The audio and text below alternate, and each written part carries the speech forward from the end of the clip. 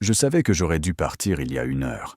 C'était la pensée qui tournait en boucle dans mon esprit alors que je me tenais devant le Velvet Room, fixant l'écran noir de mon téléphone. Éteint, complètement éteint.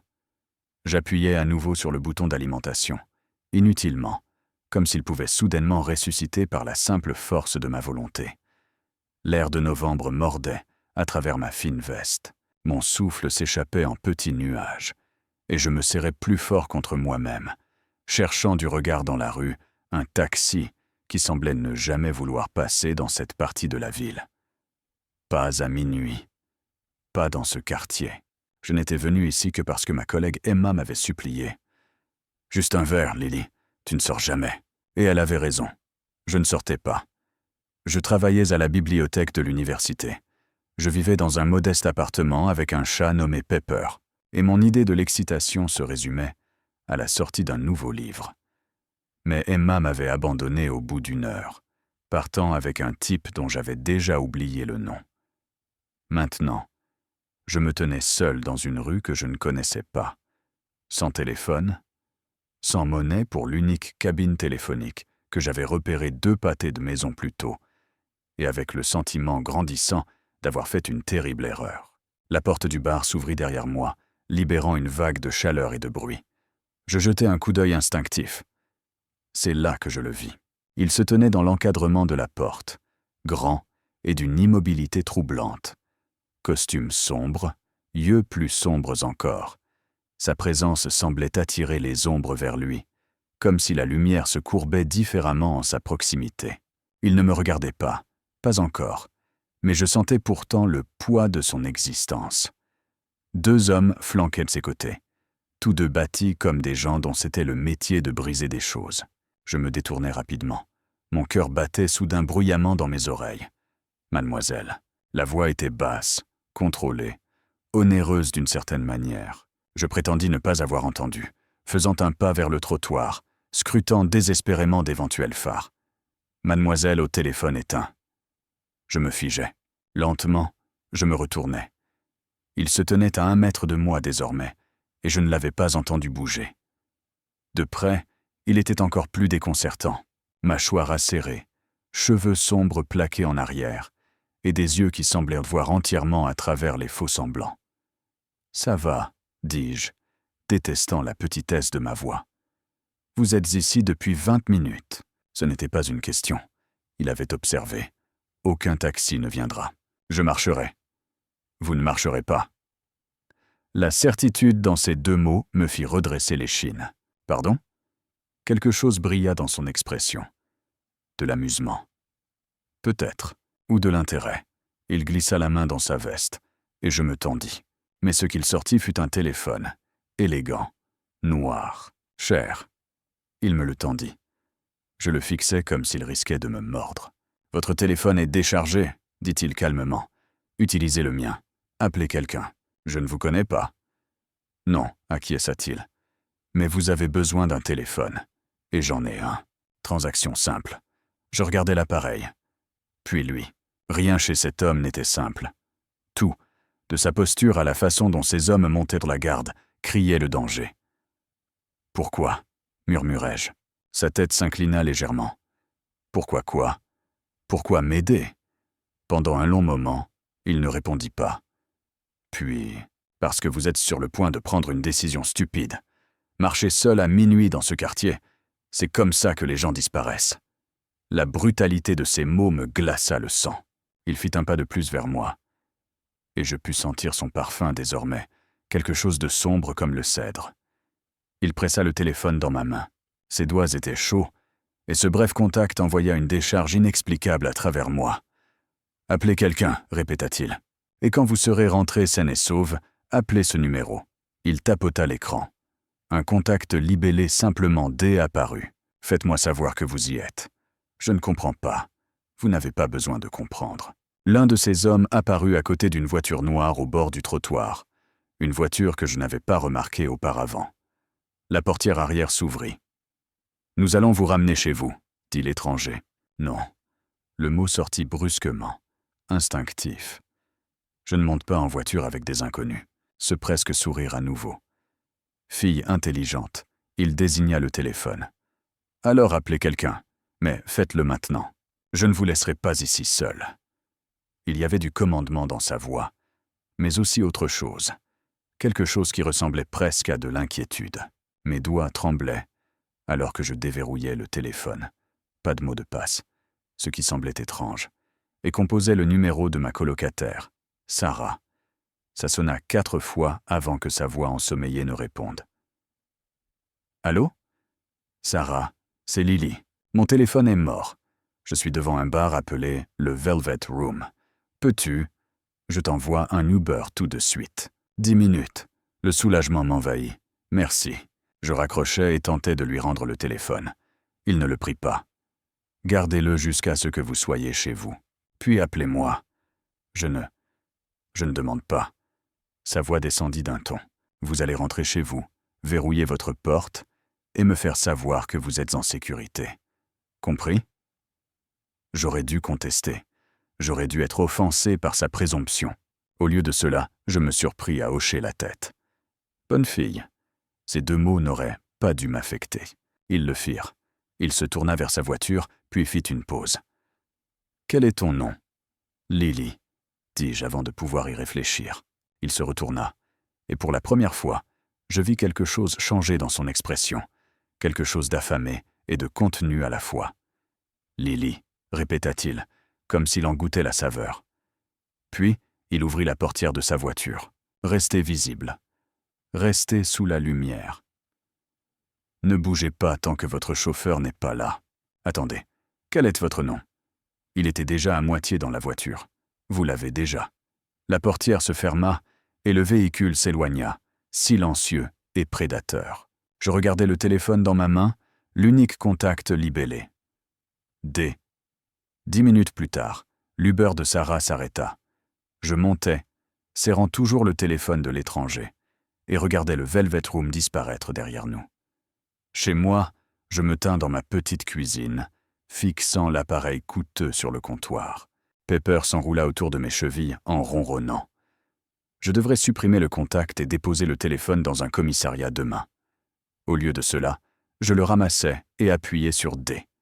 Ça sonna une fois. « Tu es chez toi. » Sa voix était plus calme maintenant, presque intime.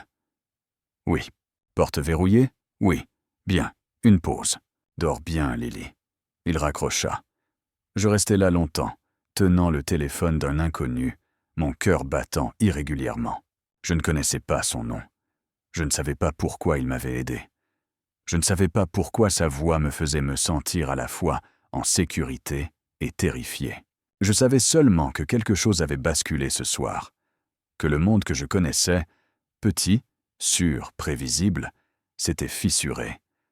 Et se tenant dans cette fissure, il y avait un homme qui me regardait, comme s'il pouvait voir chaque partie cachée de moi. Je posai le téléphone et allai me coucher. Mais je ne dormis pas. Je ne cessais de repenser à ses yeux, à la façon dont il avait prononcé mon nom, au fait que demain, je devrais lui rendre son téléphone. Et une partie de moi, une partie que je ne reconnaissais pas, comptait déjà les heures jusqu'à ce que je le revoie. Le téléphone trônait sur mon bureau au travail comme une petite bombe noire. Je l'avais apporté avec moi, incapable de le laisser à la maison. Incapable d'expliquer pourquoi, toute la matinée, je m'étais surprise à y jeter des coups d'œil entre le rangement des retours et l'aide aux étudiants pour leurs recherches. Il n'avait pas sonné, pas de SMS, rien. Mais je sentais sa présence malgré tout. « Ça va ?» Marcus, mon collègue, s'appuya contre le bureau de référence. « Tu es bizarre depuis ce matin. »« Je vais bien. Tu as réorganisé la même étagère 3 fois. » Je me forçai à sourire. Juste distraite. Il hocha la tête d'un air entendu. « Un problème de mec ?» Non, rien de tel. Mais même en le disant, je savais que c'était un mensonge. À midi, je m'assis dans la petite salle du personnel et j'ouvris enfin les contacts du téléphone. Une seule entrée. D. Aucun historique d'appel au-delà du mien hier soir. Pas de SMS, pas d'email, pas de photo.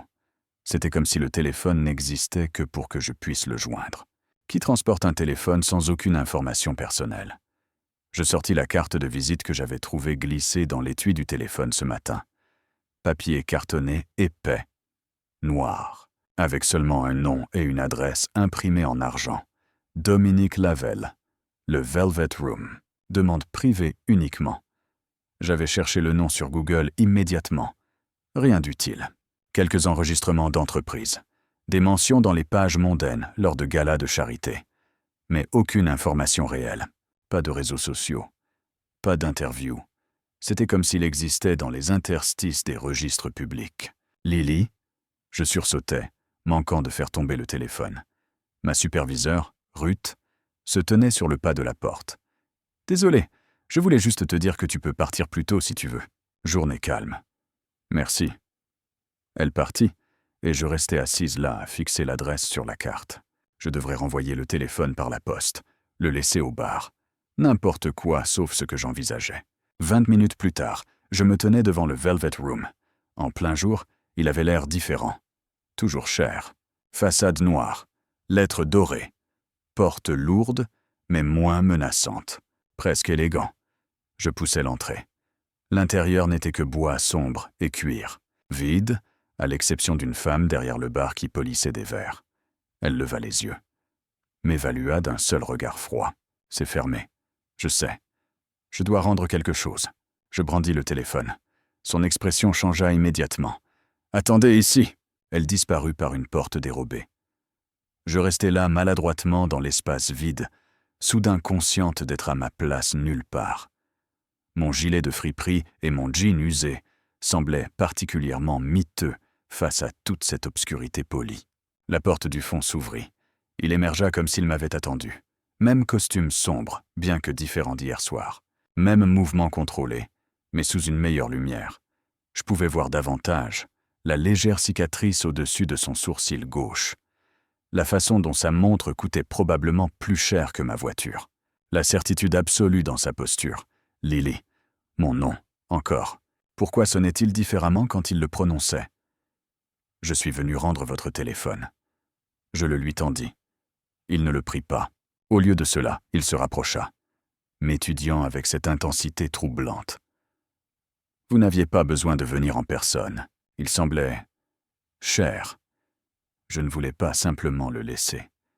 Prévenant, il prit enfin le téléphone, ses doigts frôlant les miens à nouveau. La même décharge électrique. « As-tu dormi ?» La question personnelle me prit de court. Un peu, menteuse. Je me hérissais. « Pardon ? Vous avez des ombres sous les yeux. Vous ne cessez de toucher votre collier, habitude nerveuse. Et vous êtes venu ici pendant votre pause déjeuner au lieu de l'envoyer parce que vous vouliez me revoir. » La chaleur m'envahit le visage. « Ce n'est pas. C'est bon. » Sa voix descendit d'un ton. « Je voulais te voir aussi. » L'aveu resta suspendu entre nous. Dangereux et honnête. « Je ne vous connais même pas, » chuchotai-je. « Non. » acquiesça-t-il. « Mais tu en as envie. » Ce n'était pas de l'arrogance, juste de l'observation. Et c'était terrifiant parce que c'était vrai. « As-tu mangé ?» demanda-t-il soudain. « Quoi ? Le déjeuner.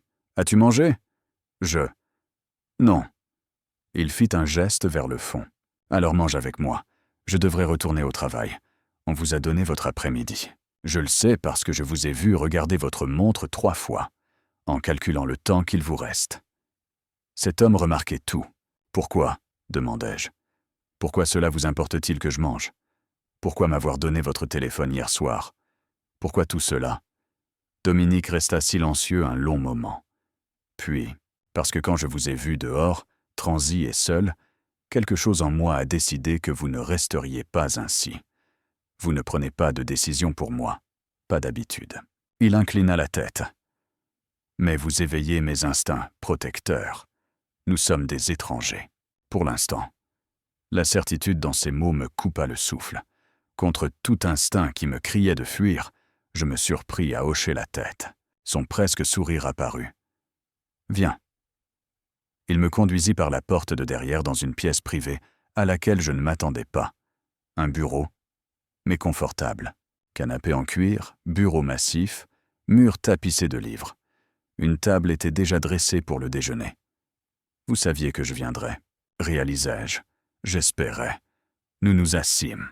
Il servit des plats, simples mais élégants, provenant d'un restaurant que je ne pourrais jamais m'offrir. Et pendant quelques minutes, nous mangeâmes en silence. Puis il demanda « Que fais-tu, Lily ?»« Je travaille à la bibliothèque universitaire. Je catalogue, principalement. »« Tu aimes ça ?»« J'adore les livres. J'aime l'ordre. »« C'est sûr, sûr, » répéta-t-il, quelque chose de sombre traversant son expression. « Et ce qui s'est passé hier soir, ça t'a fait peur ?»« Oui. »« Bien, ça aurait dû. » Il posa sa fourchette. « Cette ville n'est pas sûre, surtout pas pour les femmes seules à minuit dans mon quartier. »« Votre quartier ?» Je possède la plupart des bâtiments dans un rayon de 6 pâtés de maison, y compris le Velvet Room. Je digérais l'information. Vous êtes riche. Je suis prudent. Il y avait une différence, apparemment. « Que faites-vous » demandai-je. « Je résous des problèmes. » Ce n'est pas une réponse. Son regard soutint le mien. Je sais, un frisson me parcourut. Cet homme avait des couches de secrets, et je n'en voyais que la surface. Devrais-je avoir peur de vous ? La question s'échappa avant que je ne puisse l'arrêter. Dominique se pencha légèrement en avant. Oui, honnêteté, brutale et claire. Mais pas aujourd'hui. Il continua. Aujourd'hui, vous déjeunez simplement, avec quelqu'un qui voulait s'assurer que vous allez bien. Et demain ? Demain, vous déciderez si vous voulez me revoir. Et si je ne le veux pas. Quelque chose brilla dans ses yeux. De la déception, peut-être. Alors je respecterai cela. Mais je m'assurerai aussi que vous restiez en sécurité à distance. C'est du harcèlement. C'est de la protection. Il y a une différence. J'aurais dû partir alors. J'aurais dû reconnaître chaque signal d'alarme. Au lieu de cela, je demandai « Pourquoi moi ?» Il resta silencieux si longtemps que je crus qu'il ne répondrait pas. Puis, « Parce que quand vous m'avez regardé hier soir, vous n'essayiez pas de comprendre ce que je pouvais vous donner. Vous essayez de comprendre si vous pouviez me faire confiance. Personne ne m'a regardé comme ça depuis très longtemps. Mon cœur martelait mes côtes. Nous finîmes le déjeuner. Il me raccompagna à la porte. Et cette fois, je sentis sa main au bas de mon dos. À peine là, mais présente. À l'entrée, il s'arrêta. « Mon numéro est dans ton téléphone maintenant, » dit-il. « Si tu as besoin de quoi que ce soit, si tu as peur, si tu veux juste parler, appelle-moi. Je n'ai pas... » Tu l'as. Il leva la main, et pendant un instant à couper le souffle, je crus qu'il allait me toucher le visage. Il ne le fit pas. « Retourne à ta bibliothèque sécurisée, Lily. Retourne à tes livres en ordre. Mais sache que si jamais tu veux quelque chose de différent, quelque chose de réel, je suis là. » Puis il ouvrit la porte, et je retournai à la lumière du jour. Je marchais 3 pâtés de maison avant de réaliser que je souriais, et que j'allais définitivement le rappeler. Je tiendrai le coup pendant 4 jours.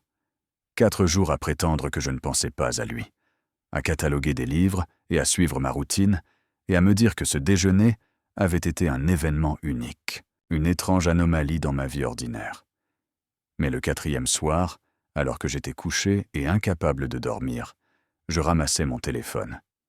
Son numéro était là, enregistré simplement sous le nom de Dominique. Je le fixai pendant 20 minutes avant de taper. « Es-tu réveillé ?» La réponse arriva en quelques secondes. Toujours. « Qu'est-ce qui ne va pas ?» Rien. Je n'arrivais juste pas à dormir. Des cauchemars, pas de rêves, juste des pensées. 3 points apparurent, disparurent, apparurent à nouveau. Puis, à propos de « je pourrais mentir », je devrais mentir, toi. Les points s'arrêtèrent. Mon cœur s'emballa. J'avais été trop honnête. Trop. Mon téléphone sonna.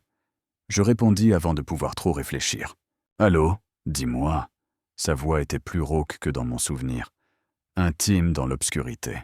Te dire quoi ? À quoi tu penses à mon sujet ? Je serrai ma couverture plus fort, soudainement consciente d'être en vieux t-shirt, seul dans ma chambre, parlant à un homme qui semblait dangereux, même à travers le téléphone. « Je ne vous connais pas, » chuchotai-je, « mais je ne peux pas m'empêcher de penser à vous, et ça me fait peur. » Bien. Pourquoi est-ce bien ? Parce que je n'ai pas arrêté de penser à vous non plus. Et je ne m'effraie pas facilement. Le silence s'étira entre nous, chargé et pesant. Dominique. Oui. Que faites-vous réellement ? Il resta silencieux si longtemps que je crus qu'il avait raccroché. Puis, Je gère des intérêts. Ce n'est toujours pas une réponse. Je sais. Une pause. Travailles-tu demain? Équipe du matin. Je finis à 3 heures. Dîne avec moi. Ce n'était pas une question. Mais ce n'était pas tout à fait un ordre non plus. Quelque part entre les deux. Où? Chez moi. Je cuisinerai. C'est trop intime. Il finit la phrase. Je sais. Mais les restaurants ont des oreilles. Et je préférerais parler quelque part de privé. Est-ce que cela devrait me faire sentir plus en sécurité ou avoir plus peur? Les deux. Brutale honnêteté encore. Mais je te donne ma parole que tu seras en sécurité avec moi. Toujours. Je fermais les yeux. Chaque partie rationnelle de moi hurlait de dire non. D'accord. J'enverrai une voiture à 3h30. Je peux. Tu pourrais, acquiesça-t-il. Mais tu ne le feras pas. Laisse-moi faire ça, Lily. La façon dont il prononçait mon nom. Mon Dieu. D'accord, répétai-je. Dors maintenant. Vous ne me donnez pas d'ordre, n'est-ce pas? Il y avait de l'amusement dans sa voix désormais. Bonne nuit, Lily. Il raccrocha avant que je ne puisse répondre. Je restais allongé dans l'obscurité, le cœur battant, me demandant ce que je venais d'accepter. L'après-midi suivant, une voiture noire arriva exactement à 3h30. Le chauffeur était l'un des hommes de cette première nuit. Grand, carré, silencieux. Il ouvrit la portière sans parler. Je montai, serrant mon sac. Nous roulâmes à travers la ville, alors que la lumière de l'après-midi devenait dorée. Je regardais les rues familières céder la place à d'autres inconnus. Puis à un quartier où les bâtiments devenaient plus grands, plus espacés, de l'argent vieux, du vrai argent. La voiture franchit des grilles en fer et remonta une allée courbée. La maison? Non. Le manoir qui apparut me coupa le souffle. Pierre et verre, moderne mais classique, entouré de terrains entretenus. On aurait dit un décor de film. C'est là qu'il vit? Chuchotai-je. Les yeux du chauffeur rencontrèrent les miens dans le rétroviseur. Monsieur Lavelle ne fait jamais les choses à moitié. La portière s'ouvrit. Dominique se tenait à l'entrée, habillé plus décontracté que je ne l'avais jamais vu. Jean sombre, chemise blanche retroussée au coude. D'une certaine manière, il semblait encore plus dangereux ainsi. Lily, il tendit la main. Je la pris, le laissant m'aider à sortir de la voiture. Sa main était chaude, solide. Bienvenue. L'intérieur était tout aussi époustouflant. Au plafond. Des œuvres d'art que je reconnaissais dans les manuels. Des meubles qui semblaient anciens et inestimables. Mais ce n'était pas froid. D'une certaine façon, on sentait que c'était habité. Votre maison est magnifique, réussis-je à dire. Merci. Il me guida à travers des pièces qui semblaient s'étendre à l'infini, arrivant enfin dans une cuisine qui n'était que marbre et acier. Du vin, s'il vous plaît. Il versa 2 verres de rouge. M'en tendit un. Nos doigts se frôlèrent. « Tu es nerveuse, observa-t-il. Je suis dans un manoir avec un homme que je connais à peine, qui a des chauffeurs et des gardes, et qui ne veut pas me dire ce qu'il fait vraiment. Oui, je suis nerveuse, ce presque sourire. Au moins, tu es honnête à ce sujet. Est-ce que mentir aiderait? Non, je le saurais. Il commença à cuisiner, de la vraie cuisine. Pas du réchauffé à emporter. Ses mouvements étaient efficaces, exercés. Je regardais, sirotant mon vin, essayant de concilier cette scène domestique avec l'intensité que j'avais ressentie chez lui auparavant. « Tu m'observes, dit-il sans lever les yeux. Vous cuisinez. En effet, je ne m'attendais pas à ça. À quoi t'attendais-tu? À ce que j'aie des domestiques pour tout faire? Peut-être. Il me jeta un coup d'œil. J'ai appris à cuisiner jeune. C'est l'une des rares choses que je fais purement pour moi-même. Il y avait quelque chose de vulnérable dans cet aveu, une fissure dans sa façade contrôlée. « Que faites-vous d'autre pour vous-même » demandai-je doucement. Il posa le couteau qu'il utilisait et se tourna complètement vers moi. Jusqu'à récemment? Rien. Et récemment? Récemment, j'ai essayé de comprendre pourquoi une bibliothécaire en gilet usé m'est entrée sous la peau. La chaleur m'envahit. Je ne suis pas spécial. Tu l'es. Il se rapprocha. Tu es gentille. Authentique. Tu regardes le monde comme s'il pouvait encore te surprendre avec quelque chose de bon. Sais-tu à quel point c'est rare? Je suis ordinaire. Tu es extraordinaire. Tu ne le vois juste pas encore. Il était proche désormais. Assez proche pour que je voie des éclats dorés dans ses yeux sombres, assez proche pour sentir la chaleur émanant de lui. « Dominique, dites-moi de reculer et je le ferai. » Je devrais absolument lui dire de reculer. Je ne le fis pas. Sa main se leva lentement, me laissant le temps de m'éloigner. Comme je ne bougeais pas, il écarta une mèche de cheveux derrière mon oreille. Le contact fut léger comme une plume, mais je le ressentis partout. « Tu trembles, » murmura-t-il. « J'ai peur. » De moi, de ce que vous me faites ressentir. Ses yeux s'assombrirent. « Et qu'est-ce que je te fais ressentir ? Comme si j'étais au bord de quelque chose de dangereux.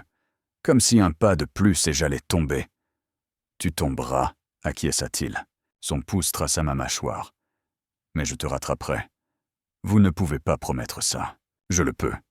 Et je le fais. » Le minuteur de la cuisine bipa, brisant l'instant. Il se recula avec fluidité, retournant au fourneau comme si de rien n'était. Mais mon cœur battait la chamade, et ma peau picotait encore là où il m'avait touché.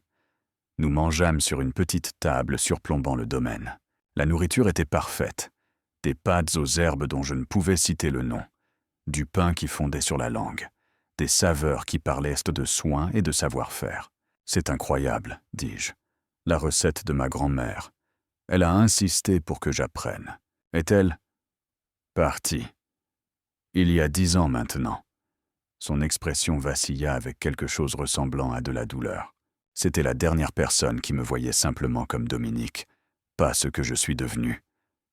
Et qu'êtes-vous devenu? Il rencontra mes yeux. Quelqu'un qui prend des décisions difficiles pour que les autres n'aient pas à le faire. Quelqu'un qui porte le poids pour que les gens qu'il protège puissent rester légers. C'était la réponse la plus honnête qu'il m'ait donnée jusque-là. Cela semble solitaire, chuchotai-je. Ça l'est. Alors pourquoi le faire? Parce qu'il faut bien que quelqu'un le fasse. Et je suis très doué pour ça. Nous finîmes le dîner. Il me montra la bibliothèque. Une vraie bibliothèque. Des murs de livres qui firent de chanter mon cœur de professionnel. Je fis glisser mes doigts sur les tranches, émerveillé. « Tu peux emprunter tout ce que tu veux, » dit-il depuis le pas de la porte. « Vraiment?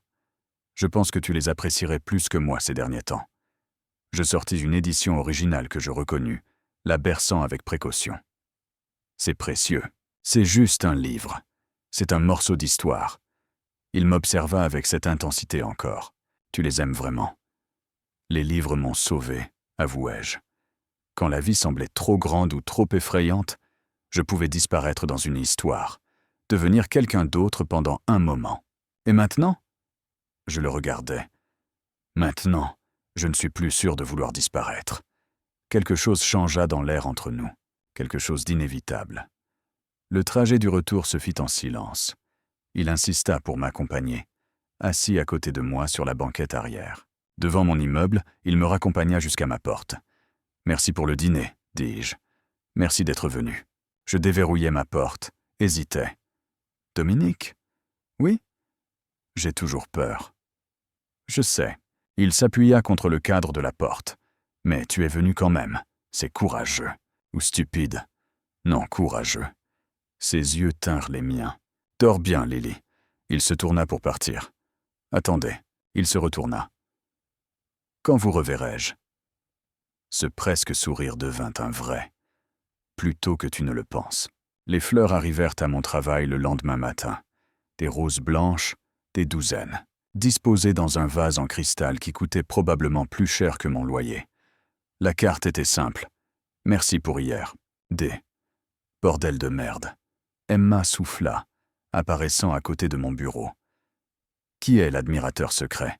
Juste quelqu'un que j'ai rencontré. Quelqu'un de riche, manifestement. Elle toucha l'un des pétales. Lily, ce sont des roses à $200. Ce ne sont que des fleurs. C'est une déclaration. Elle sourit de toutes ses dents. Raconte-moi tout. Mais je ne pouvais pas. Je ne savais pas comment expliquer Dominique. L'attrait que je ressentais pour lui. La façon dont il me faisait me sentir à la fois vu et terrifié. Mon téléphone vibra. « Est-ce qu'elles te plaisent ?» Je tapais en retour. « Elles sont magnifiques. »« Trop. Rien n'est trop pour toi. » Mes joues chauffèrent. « Dîner encore ce soir ?» Je devrais dire non. Créer de la distance. Être raisonnable. Oui, mais le dîner n'eut pas lieu. À 2 heures, Marcus se précipita dans la salle du fond où je traitais les nouvelles acquisitions. Son visage était pâle. « Lily, il y a des hommes ici qui te demandent. » Mon estomac se noua. Quel genre d'homme? Le genre qui me rend nerveux. Je le suivis dans la salle principale. 3 hommes en costume se tenaient près de l'entrée, et tout en eux criait le danger. Pas le danger contrôlé de Dominique, quelque chose de plus brut, de plus méchant. Le plus grand sourit en me voyant. Cela n'atteignait pas ses yeux. « Lily Chen? Oui, nous avons besoin que vous veniez avec nous. Je travaille. » « Plus maintenant. » Il se rapprocha, et je vis Marcus reculer involontairement. « Notre employeur veut vous rencontrer. » « Qui est-ce votre employeur? » « Quelqu'un d'intéressé par vos fréquentations. » Mon cœur martelait. « Je ne vois pas de quoi vous parlez. »« Dominique Lavelle. Vous le voyez. Comment savait-il? Nous avions été prudents, privés. Je ne mentez pas. Ça rend les choses plus difficiles. » Sa main se déplaça vers sa veste, et je vis le bord de quelque chose de sombre en dessous. Une arme. « Venez tranquillement. Ou nous faisons une scène. À vous de choisir. » La terreur me noua la gorge. Autour de nous, les étudiants commençaient à remarquer. Marcus était devenu livide. « D'accord, chuchotai-je. D'accord, je viens, fille intelligente. » Il me saisit le bras, sans ménagement, et me dirigea vers la sortie. Nous venions d'atteindre les portes quand elles s'ouvrirent avec fracas. Dominique se tenait là, flanqué de 2 de ses hommes. Il embrassa la scène d'un seul regard. Mon visage terrifié. L'homme me tenant le bras, la menace implicite dans chaque ligne de leur corps. Son expression devint absolument glaciale. « Lâchez-la !» Sa voix était calme, létale. L'homme qui me tenait rit. « Lavelle. Nous étions juste... lâchés. Là. » L'intonation de Dominique fit que la prise de l'homme se desserra. Je trébuchai en avant. Et instantanément, Dominique fut là, me tirant derrière lui, plaçant son corps entre moi et eux. « Vous avez fait une erreur en venant ici, » dit doucement Dominique. « Je ne fais que suivre les ordres. Russo veut rencontrer ton nouveau petit animal. » Ce n'est pas mon animal. Et Russo peut aller en enfer. La tension monta à un niveau impossible. Je pouvais sentir la violence mijoter sous la surface. « C'est une bibliothèque, » réussis-je à dire. « Il y a des étudiants. » Elle a raison. Dominique ne quitta pas les hommes des yeux. « Vous allez partir, maintenant. Et vous allez dire à Russo que s'il s'approche encore d'elle, je considérerai cela comme un acte de guerre. » Grande parole. Pas des paroles, une promesse. Pendant un long moment, personne ne bougea. Puis le grand homme haussa les épaules. « C'est ton enterrement, Lavelle. » Ils partirent, et à la seconde où les portes se fermèrent, Dominique se tourna vers moi. Ses mains encadrèrent mon visage, et je vis une peur réelle dans ses yeux. « Es-tu blessé? »« Non, je... » T'ont-ils touché? Juste mon bras. Il m'attira contre lui, et je sentis le battement rapide de son cœur. Il était terrifié. Cet homme contrôlé et dangereux était terrifié pour moi. « Nous partons, » dit-il. « Maintenant. Je ne peux pas simplement. »« Tu le peux. Et tu le feras. » Il regarda Marcus. « Elle a fini pour la journée. Appelez sa superviseure. » À mon grand choc, Marcus se contenta de hocher la tête. Dominique me garda tout près alors que nous marchions vers sa voiture. Une fois à l'intérieur, il passa un appel. « Carlo. Sécurité maximale sur son immeuble. Je veux des yeux sur chaque entrée, chaque sortie. Personne n'approche. Je me fiche du prix. Fais-le maintenant. » Il raccrocha et me regarda enfin. Je suis désolé. L'excuse me surprit. Pourquoi? Pour ça. Pour avoir apporté le danger à ta porte. Je ne comprends pas ce qui se passe. Je sais. Il passa une main dans ses cheveux. La première fois que je le voyais, moins que composé. Et j'aurais dû être plus prudent. J'aurais dû savoir que Russo le remarquerait. Qui est Russo? Quelqu'un avec qui j'ai des conflits commerciaux. Quel genre de commerce? Il rencontra mon regard. Le genre que tu ne veux pas connaître. Essaye pour voir. Dominique resta silencieux un long moment. Puis, je gère des territoires. résout des litiges, m'occupe des problèmes que la loi ne peut ou ne veut pas toucher. Certains appellent cela le crime organisé. J'appelle cela maintenir l'ordre dans le chaos. La vérité me frappa comme de l'eau glacée. Vous êtes dans la mafia. C'est une simplification excessive. Mais, essentiellement, oui, j'aurais dû être horrifié. J'aurais dû exiger qu'ils me laissent sortir de la voiture. Au lieu de cela, je demandais. Et ces hommes? Une famille rivale. Ils veulent ce que je contrôle. Vous utiliser contre moi est un coup prévisible. Alors je suis un moyen de pression. Non, sa voix devint féroce. Tu es quelqu'un à qui je tiens, et qui est maintenant en danger à cause de moi. Il y a une différence. Je vous connais à peine. Cela ne change rien au fait que je brûlerai la ville entière avant de laisser quiconque te faire du mal. L'intensité dans sa voix me coupa le souffle. C'est fou, chuchotai-je. Ça l'est. Je devrais fuir. Je devrais disparaître et ne plus jamais vous revoir. Tu devrais. Il tendit la main, prit la mienne. Mais tu ne le feras pas. Pourquoi pas? Parce que malgré la peur, malgré le danger, tu le ressens aussi. Cette chose entre nous, cette force, il avait raison. Dieu me vienne en aide. Il avait raison. Que dois-je faire? Demandai-je. Tu me laisses te protéger. Tu restes intelligente. Reste sur tes gardes. Et tu as confiance en moi. Je ne laisserai rien t'arriver. Pour combien de temps? Jusqu'à ce que ce soit résolu. Et comment cela se résout-il? Son expression s'assombrit. Laisse-moi m'en inquiéter. Nous roulâmes jusqu'à mon appartement. Dominique insista pour monter, vérifiant chaque pièce, chaque fenêtre. Je le regardais se déplacer dans mon petit espace. Cet homme dangereux parmi mes livres et mes meubles d'occasion. Et le contraste était presque absurde. « Tu auras une sécurité dehors, dit-il. 24 heures sur 24. Ils ne t'ennuieront pas, mais ils te garderont en sécurité. Je ne peux pas vivre comme ça. Tu n'auras pas à le faire. Pas éternellement. » Il se tourna vers moi. Mais pour l'instant, jusqu'à ce que je m'occupe de Rousseau. C'est comme ça que ça doit être. Et si je refuse? Alors je le ferai quand même, à distance. Mais je préférerais ta coopération. Maniaque du contrôle, marmonnai-je. Quand il s'agit de ta sécurité? Absolument. Il se rapprocha. Et je vis de l'épuisement dans ses yeux désormais. La peur avait fait des ravages sur lui aussi. Je suis vraiment désolé, dit-il doucement. Tu mérites le normal, le sûr, quelqu'un qui n'apporte pas ce genre d'obscurité. Peut-être que je ne veux plus du normal. Ses yeux fouillèrent des miens. Lily. J'ai peur, avouai-je. Je suis terrifié, à vrai dire. Mais je ne fuis pas. Tu devrais. Sans doute. Je fis un pas vers lui. Mais je ne le fais pas. Pendant un moment, nous restâmes simplement là, à quelques centimètres l'un de l'autre. Puis Dominique leva la main, caressa ma joue avec une douceur qui contredisait tout le reste chez lui. « Tu es soit très courageuse, soit très folle », murmura-t-elle.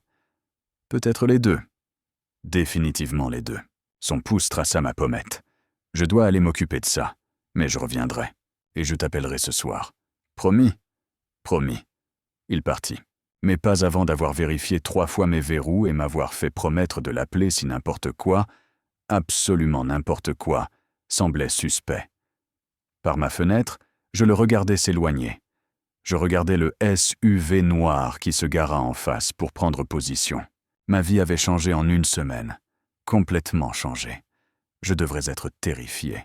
Je devrais appeler la police ou faire un sac.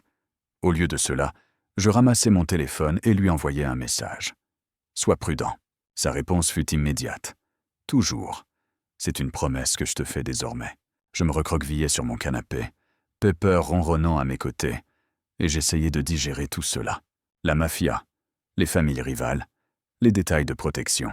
Et au centre de tout cela, un homme qui me regardait comme si j'étais précieuse, comme si j'en valais la guerre qu'il se préparait visiblement à mener. Dieu me vienne en aide. Je le croyais. Les 3 jours suivants furent surréels. J'allais au travail avec des gardes me suivant comme des ombres.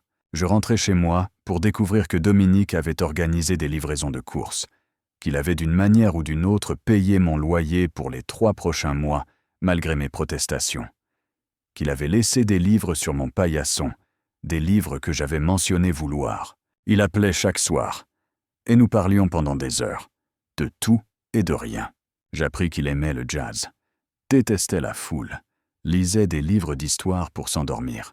Il apprit que j'avais le vertige, adorait les orages, avait voulu être écrivain avant de me contenter de cataloguer les histoires des autres. « Pourquoi ne l'as-tu pas fait » demanda-t-il un soir. « Devenir écrivain. » La peur, avouai-je. La peur de ne pas être assez bonne. Que mes histoires n'aient pas d'importance. Elles en ont. Tu n'en sais rien. Je te connais, toi. Alors oui, j'en sais quelque chose. La certitude dans sa voix me fit mal au cœur. Mais je ne l'avais pas vu en personne. Il s'occupait des affaires.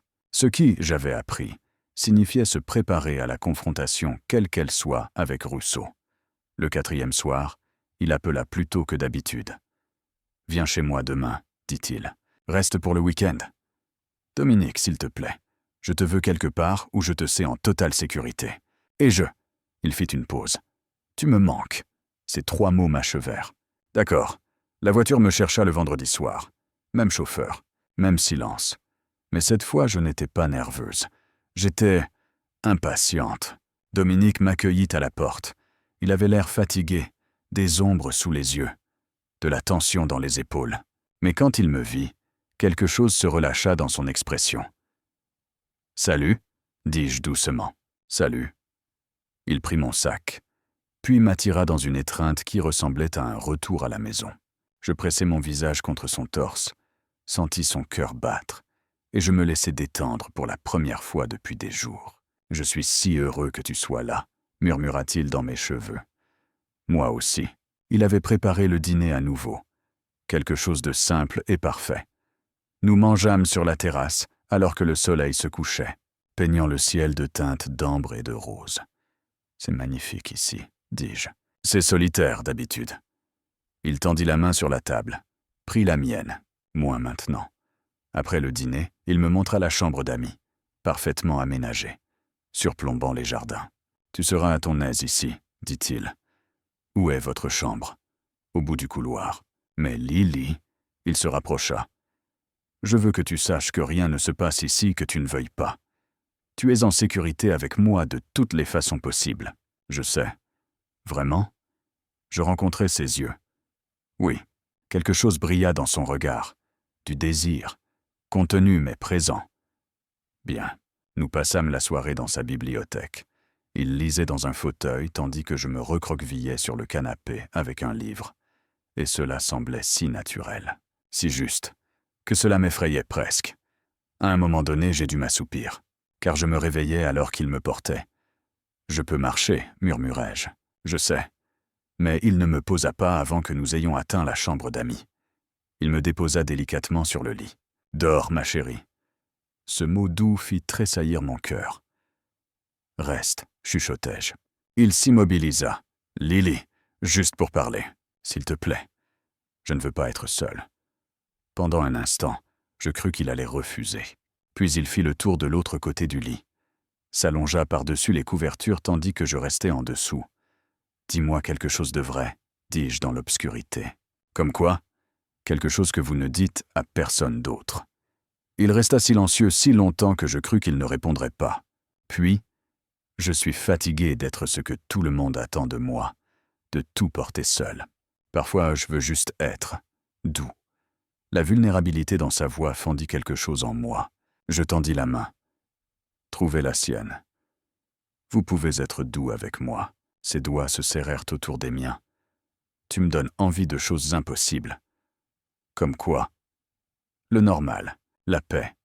Une vie où je n'ai pas à surveiller constamment les menaces, où je peux juste être avec toi. Est-ce impossible dans mon monde ? Oui. Alors peut-être avons-nous besoin d'un monde différent. Il tourna la tête sur l'oreiller, et je pouvais juste distinguer ses yeux dans le noir. Tu sacrifierais ta sécurité pour ça ? Je prendrais le risque. Ce n'est pas la même chose, c'est assez proche. Il porta ma main à ses lèvres, embrassa mes articulations doucement. Tu vas me briser, n'est-ce pas ? Peut-être avez-vous besoin d'être brisé. Son rire étouffé était le plus beau son que j'ai jamais entendu. Nous nous endormîmes ainsi, mains entrelacées, entièrement habillés, complètement innocents. Mais quand je me réveillais au matin, il était enroulé autour de moi, son corps chaud et solide contre mon dos, son souffle doux dans mes cheveux. Je ne bougeais pas, ne voulant pas briser l'instant. « Tu es réveillé, murmura-t-elle. Comment le sais-tu?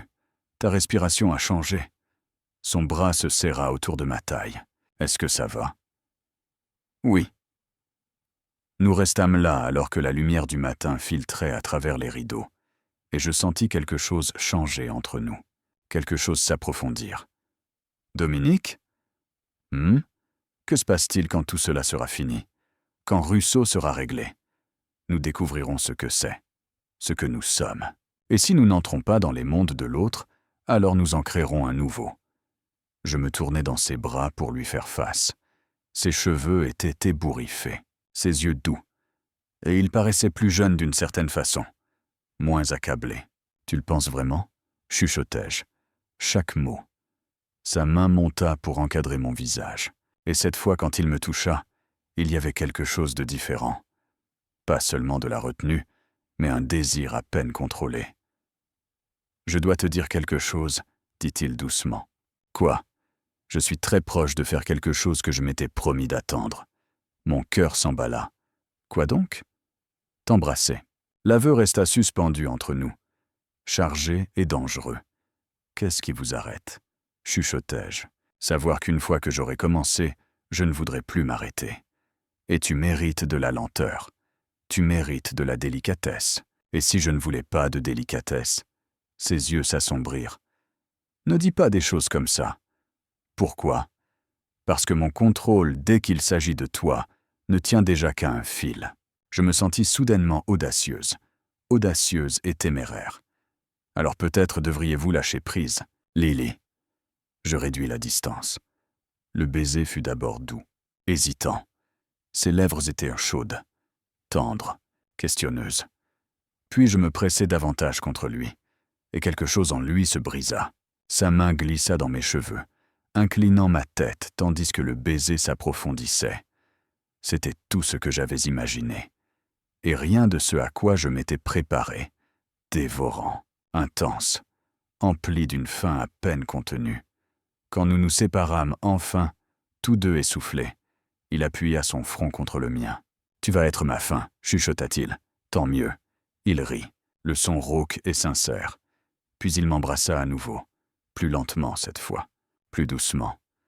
Nous restâmes au lit encore 1 heure, juste à nous embrasser, à nous toucher avec précaution, à nous découvrir l'un l'autre. Il garda le contrôle, garda des limites que je n'avais même pas pensé à fixer. Mais je sentais sa retenue dans chaque contact prudent. Finalement, il se recula. Nous devrions nous lever, avant que j'oublie comment être un gentleman. Et si je n'en voulais pas, d'un gentleman, tant pis. Il m'embrassa le front. Tu en as un de toute façon. Nous passâmes la journée ensemble, marchant sur le domaine, cuisinant le déjeuner, existant dans l'espace de l'autre. On aurait dit jouer à la maison, comme si on essayait une vie qui pourrait ne jamais être possible. Ce soir-là, alors que nous étions assis sur la terrasse à regarder les étoiles émerger, son téléphone sonna. Il y jeta un coup d'œil et son expression se durcit. « Je dois prendre ça. »« D'accord. » Il marcha jusqu'à l'autre bout de la terrasse. Je ne pouvais pas entendre les mots, mais je voyais la tension envahir son corps. Je voyais la douceur que j'avais mise à nu disparaître à nouveau sous son armure. Quand il revint, l'homme avec qui je m'étais réveillé était parti. Le chef de la mafia était de retour. « Qu'est-ce qu'il y a ?» demandai-je. « Russo veut une rencontre. »« Demain soir. Est-ce une bonne chose ? » ?»« C'est nécessaire. » Il m'attira contre lui. « Je vais mettre fin à ça, Lily.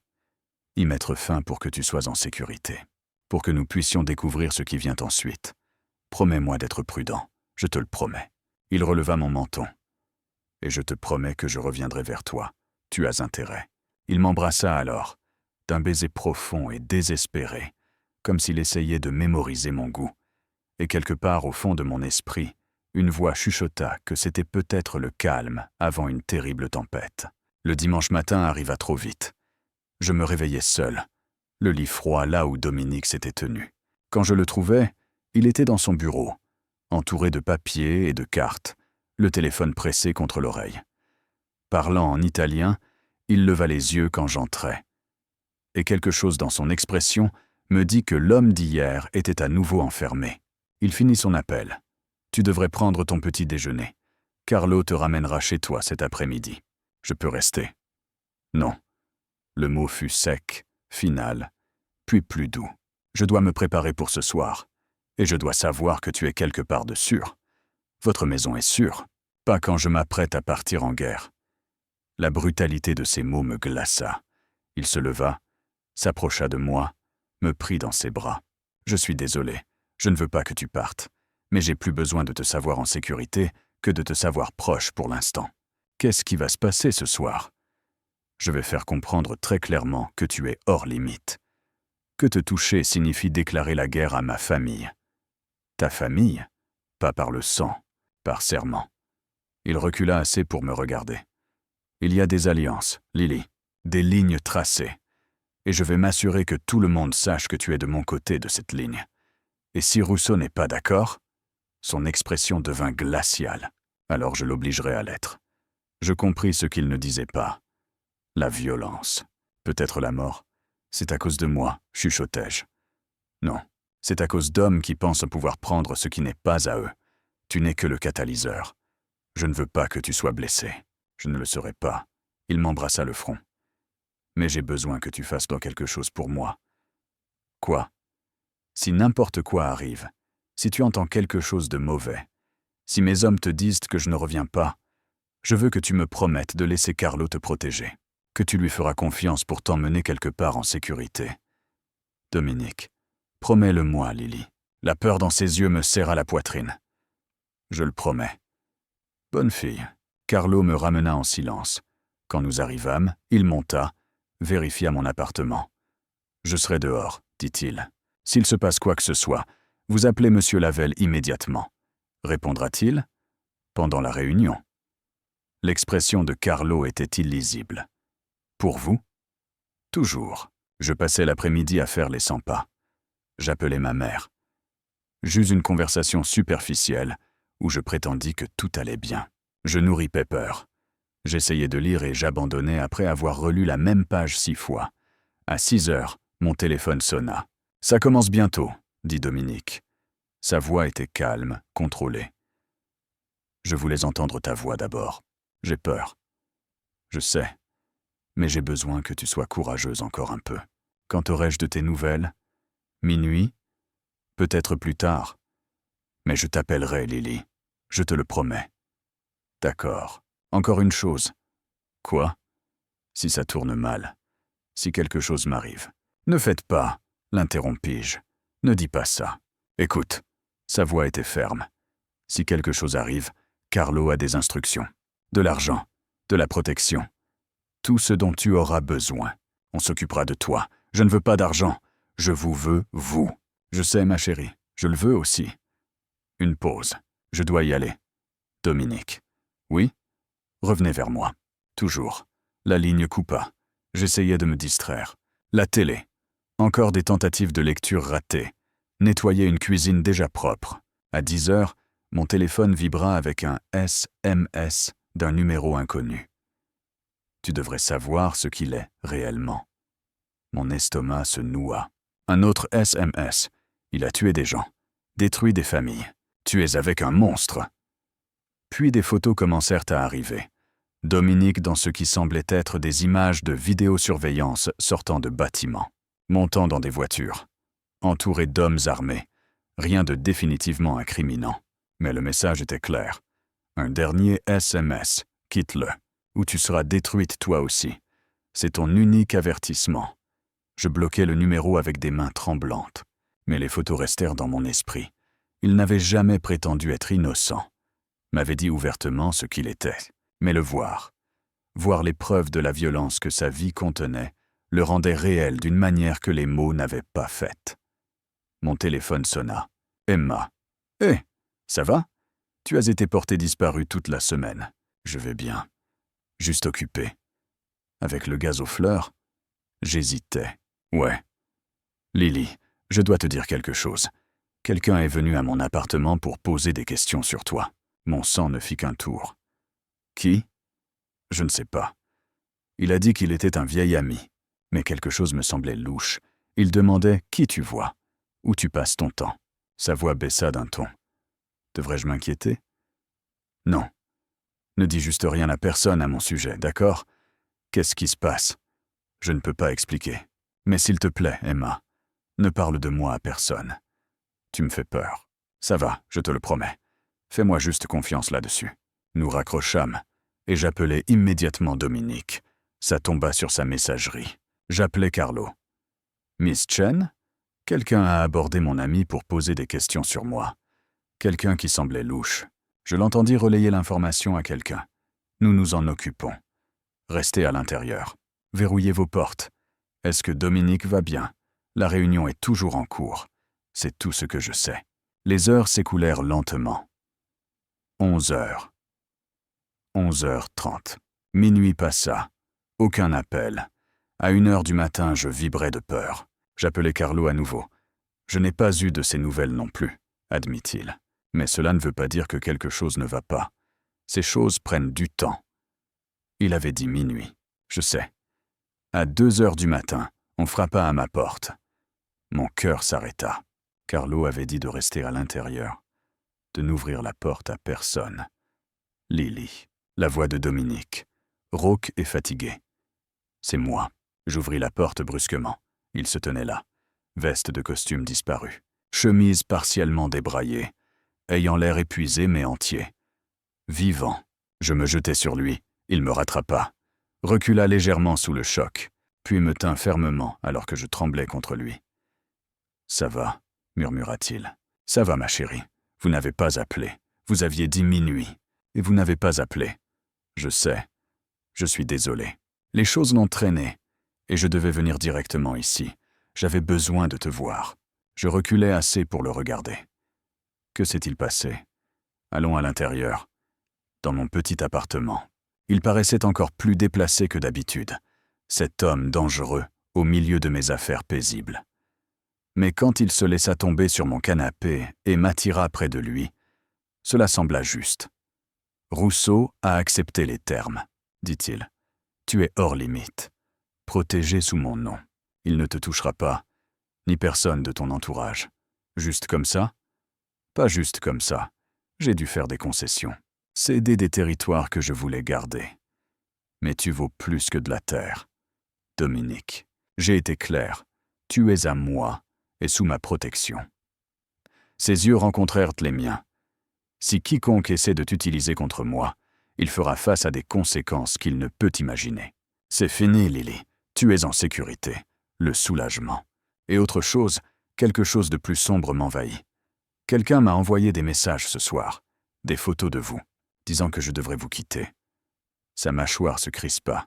« Fais-moi voir. » Je lui montrai mon téléphone.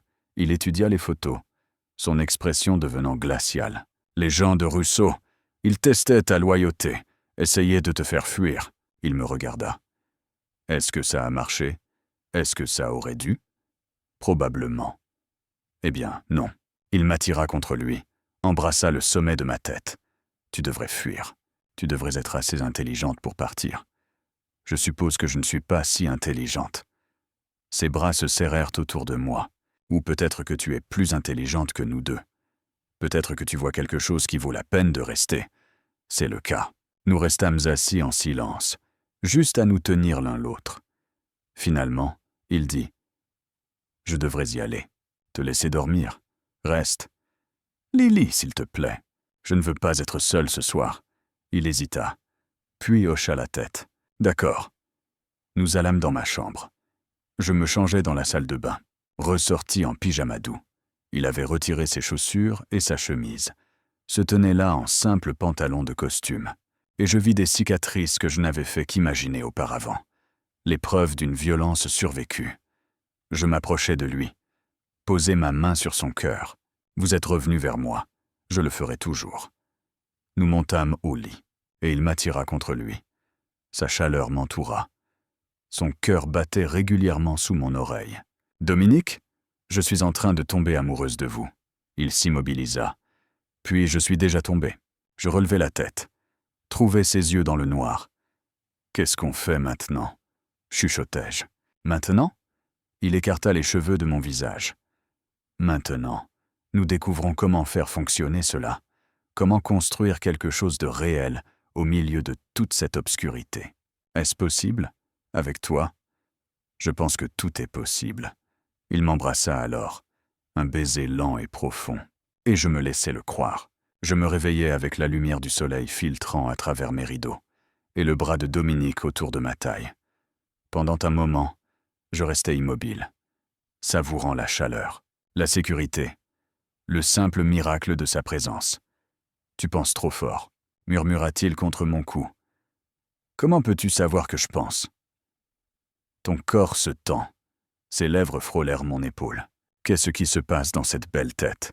Juste ça. Nous. Savoir si c'est réel. » Il me tourna pour lui faire face. Dans la lumière du matin, ses yeux étaient plus doux, plus ouverts. C'est réel. La chose la plus réelle que j'ai eue depuis très longtemps. Vous me connaissez à peine.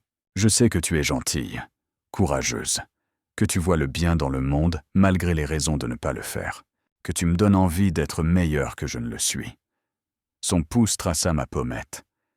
Je sais que quand je suis avec toi, tout le reste devient plus silencieux. Et ça me fout une trouille bleue. Pourquoi ? Parce que tenir à quelqu'un est une faiblesse dans mon monde, un risque. Et vous tenez à moi. Je tiens à toi. Simple, honnête, dévastateur, plus que je ne le devrais. Je l'embrassai alors, coupant court à toutes les paroles prudentes qui auraient pu suivre. Il fit un son sourd au fond de sa gorge et nous fit basculer, me pressant délicatement sur le matelas. Le baiser s'approfondit, devint quelque chose de plus affamé. Son poids sur moi semblait parfait, sûr malgré le danger qu'il représentait. Quand sa main glissa sous mon haut de pyjama, effleurant ma peau nue, j'eus un hoquet. Il se recula immédiatement. Trop ? Non, juste. Inattendu. Ses yeux fouillèrent les miens. Nous ne sommes pas obligés. Je sais. Je touchai son visage. Mais j'en ai envie. Je vous veux. Lily, j'ai peur, avouai-je. Mais j'ai confiance en vous. Et je veux ça. Je vous veux. Quelque chose changea dans son expression. Chaleur et retenue se livrent en bataille. Si nous faisons cela, nous le faisons lentement. Nous le faisons bien. Et à la seconde où tu veux arrêter, tu me le dis. Compris ? Il m'embrassa à nouveau, plus doucement cette fois, comme pour sceller une promesse. Puis ses mains commencèrent à explorer, prudentes, révérencieuses, comme si j'étais quelque chose de précieux. Il me déshabilla lentement, faisant une pause entre chaque vêtement pour vérifier mes yeux, pour s'assurer que j'étais toujours avec lui. J'aurais dû être intimidé, mais la façon dont il me regardait, comme si j'étais magnifique, comme si je valais la peine d'être adoré, rendait l'embarras impossible. Quand je fus nu sous lui, il s'arrêta.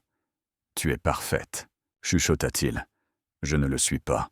Pour moi, tu l'es. » Sa bouche traça des chemins sur ma peau, ma clavicule, la courbe de mon sein, mes côtes. Chaque contact était doux, patient, construisant quelque chose de chaud et d'insistant en mon fort intérieur. Quand j'atteignis sa ceinture, mes mains tremblant, il les couvrit des siennes. « Tu es sûr ? » ?»« Oui. » Il se leva le temps de retirer le reste de ses vêtements, et je vis tout de lui. Les cicatrices, la force, les preuves d'une vie vécue dangereusement. Il était beau d'une manière qui semblait presque injuste. Il revint vers moi, s'installa entre mes jambes, son poids soutenu par ses avant-bras. « Regarde-moi, » dit-il doucement. Je rencontrai ses yeux. « Si ça fait mal, si tu veux arrêter. Si n'importe quoi semble n'être pas juste, tu me le dis. Compris ? » Oui, il m'embrassa alors qu'il pénétrait en moi, lent, prudent, me laissant le temps de m'adapter. Il y eut une pression, un bref picotement aigu, puis une plénitude. J'eus un souffle court contre sa bouche. Il s'immobilisa complètement. « Ça va ? » ?»« Ça va, » soufflai-je. « Ne t'arrête pas. » Il bougea alors, lent et prudent, observant mon visage tout le temps. L'inconfort disparut, remplacé par autre chose. Le plaisir montant par vagues, une connexion si intense que cela faisait presque mal. « Dominique, « Je te tiens, murmura-t-il. Je te tiens, ma chérie. » Sa main glissa entre nous, trouva le faisceau de nerfs qui me fit marquer contre lui. La sensation monta de façon impossible, de plus en plus haut, jusqu'à ce que quelque chose en moi vole en éclats. Je criai, tremblante, et il suivit quelques instants plus tard, mon nom sur ses lèvres comme une prière. Après, il me tint serré contre lui, tous deux respirant fort. « Est-ce que ça va ?» demanda-t-il finalement. « Mieux que bien. » Il se recula assez pour voir mon visage. Pas de regret, aucun. Je touchai sa joue. « Et vous, être avec toi ?»« Jamais. » Il m'embrassa doucement. « Mais faire de toi une cible en tenant à toi, ça, je le regretterai toujours. C'est mon choix à faire. Je sais. Ça ne rend pas la chose plus facile. » Nous restâmes enlacés alors que le matin s'étirait vers l'après-midi. Finalement, il insista pour préparer le petit déjeuner. Œufs et pain grillés dans ma minuscule cuisine. Tous deux vêtus du strict minimum. À l'aise d'une manière qui semblait à la fois domestique et surréelle. « Je dois partir ce soir, » dit-il devant son café, m'occuper de certaines affaires. « Mais je laisserai quelqu'un près de ton immeuble. Je suis en sécurité maintenant, pourtant. Vous avez dit que Russo avait accepté. C'est le cas. Mais il y a toujours des complications. Toujours des gens qui ne suivent pas les règles. » Ses yeux étaient mat sérieux. « Jusqu'à ce que je sache avec certitude que tout le monde a reçu le message. Tu restes protégé. Pour combien de temps? Aussi longtemps qu'il le faudra. » Une semaine passa dans un étrange nouveau rythme. Dominique venait à mon appartement la plupart des soirs, généralement tard. Nous parlions. Faisions l'amour. Nous endormions enlacés. Il ne restait jamais après l'aube. Avait des affaires, des réunions, des choses qu'il ne détaillait pas. J'allais au travail avec des gardes me suivant comme des ombres. Lentement, je m'adaptais à ce nouveau normal. Emma remarqua le changement. « Tu rayonnes, » dit-elle un après-midi. Ça doit être ce gars. Il est intense. Intensément bien ou intensément effrayant. Les deux. Elle rit. « Fais juste attention, d'accord? Tu as cet air-là. Quel air? Comme si tu étais déjà accro. Comme si tu le suivrais n'importe où. » Elle n'avait pas tort. Ce soir-là, Dominique m'emmena dîner dans un petit restaurant italien. La première fois que nous sortions publiquement. Je sentis des regards sur nous. Une tension qui me rendit nerveuse. Ils nous fixent, chuchotai-je. Ils le font toujours. Tu t'y habitueras. Vraiment? Il tendit la main sur la table, prit la mienne. Je l'espère. Parce que j'ai l'intention de t'emmener dans bien d'autres endroits. Comme où? Paris, Tokyo, partout où tu voudras. Son pouce traçait des cercles dans ma paume. Je veux te montrer le monde, Lily. Toutes les belles choses que j'ai cessé de remarquer. On dirait un rêve. Ça pourrait être réel. Après le dîner, il nous conduisit à un belvédère surplombant la ville. Les lumières s'étalaient en bas comme des étoiles tombées. Je n'étais pas revenu d'ici depuis que j'étais gamine, dis-je. Tes parents t'y amenaient? Mon père, avant qu'il ne parte. Je ne lui avais jamais dit cette partie-là. Il a disparu quand j'avais 12 ans. Il est juste parti un jour et n'est jamais revenu. La main de Dominique trouva la mienne. Je suis désolé. C'est pour ça que j'aime la stabilité, la routine, les livres qui finissent toujours pareil quand tu les relis. Et je suis tout l'inverse du stable. En effet, je le regardais. Mais vous revenez toujours. Chaque soir, vous revenez. Je reviendrai toujours vers toi. Vous ne pouvez pas promettre ça. Votre vie est dangereuse. Alors je n'aurai qu'à être très doué pour ne pas mourir. Il m'attira contre lui. Parce que je ne te quitte pas, Lily. Pas par choix. Jamais. Je l'embrassai là, sous les étoiles et les lumières de la ville. Et je me laissais croire à des choses impossibles. 2 semaines après cette première nuit ensemble, tout vola en éclats. J'étais au travail, rangeant des livres dans la section histoire, quand mon téléphone sonna. Numéro inconnu. J'ai failli ne pas répondre. Allô? Lily Chen? Une voix de femme, froide et professionnelle. Oui, je m'appelle l'agent Sarah Martinez, du FBI. Je dois vous parler au sujet de Dominique Lavelle. Mon sang se glaça. Je ne sais pas ce que... Madame Chen, nous savons que vous le voyez. Nous savons qu'il vous fournit une protection. Et nous avons besoin de votre coopération. Ma coopération? Pourquoi faire? Nous montons un dossier contre l'organisation Lavelle. Votre témoignage pourrait être inestimable. Je ne sais rien. Vous en savez plus que vous ne le pensez. Et plus important encore, vous avez un accès. Vous pourriez nous aider à faire tomber un homme très dangereux. Il n'est pas... Je m'arrêtais. Qu'est-ce que je défendais? Sa violence? Ses crimes? Mademoiselle Chen? Dominique Lavelle est responsable de meurtre, d'extorsion, de trafic. Il n'est pas celui que vous croyez. Je sais ce qu'il est. Alors aidez-nous à l'arrêter. Aidez-nous à protéger d'autres personnes d'être ses victimes. Je ne suis pas une victime. Pas encore. Mais son monde a une façon de détruire les innocents. Est-ce vraiment ce que vous voulez pour votre vie? Elle me donna un numéro, me dit d'y réfléchir. Raccrocha. Je restais debout dans les rayonnages, tremblante, l'esprit en ébullition. Le FBI. Il voulait que je trahisse Dominique, que j'aide à l'envoyer en prison. Le pouvais-je? Le devais-je? Je pensais à l'homme qui me tenait avec délicatesse, qui me préparait le petit déjeuner, qui me regardait comme si j'étais précieuse. Puis je pensais à la violence que je savais exister, aux gens qu'il avait blessés, à l'obscurité au centre de son monde. Ce soir-là, quand il vint à mon appartement, je ne pus le regarder. « Qu'est-ce qui ne va pas ?» demanda-t-il immédiatement. « Rien, Lily. » Il releva mon menton. « Ne me mens pas. Le FBI m'a contacté aujourd'hui. » Chaque muscle de son corps se tendit. Qu'ont-ils dit? « Ils veulent que j'aide à monter un dossier contre vous, que je rassemble des informations. » Et qu'est-ce que tu leur as dit? Je rencontrai enfin ses yeux. Rien. Mais Dominique, ils ont dit que vous aviez tué des gens, que vous étiez dangereux. Je suis dangereux. Je n'ai jamais prétendu le contraire. Avez-vous tué des gens? Il soutint mon regard. Oui, l'honnêteté fut brutale, finale. Je vois. Ma voix semblait lointaine. Regarde-moi. Ses mains encadrèrent mon visage. J'ai fait des choses terribles. Des choses que je ne peux pas reprendre. Des choses que je referai pour protéger ce qui est à moi. Mais je ne t'ai jamais menti sur ce que je suis. Je sais. Alors, et maintenant? Tu décides que je suis un monstre? Tu t'en vas?